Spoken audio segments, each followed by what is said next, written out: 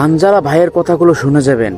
উনি এমন একজন এমপি হয়েছেন, ওনার কথাগুলো শুনলেই ভালো লাগে। দেখেন কেমন বিচার।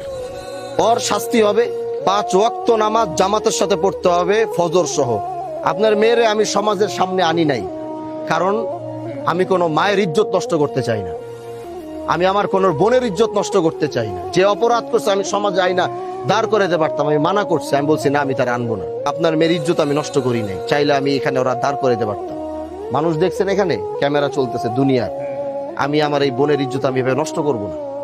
সে ভুল করছে, আমি এটাই বুঝাইতে চাইছি যে প্রকৃতভাবে দ্বিতীয়বার, আল্লাহর কসম করে বলতেছি, দ্বিতীয়বার যদি আমি এইরকম আর আরেকটা কথা যদি আমি আপনার মেয়ের নামে আর জীবনে শুনবো, এটা তরে শুদ্ধ আমি এখান থেকে খেদাই দেবো। কিন্তু যদি বউ কন্ট্রোল করতে না পারো, বউ নিয়ে অন্য জায়গায় জাগাবে।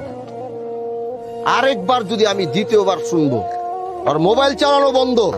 আজকে যে এই বিচার ব্যবস্থা আমরা দাঁড়িয়েছি, এই বিচার আমরা করলে অনেক কিছু করতে পারি, বললে অনেক কিছু বলতে পারি, কিন্তু আমি চাই ও মন থেকে ভালো হোক।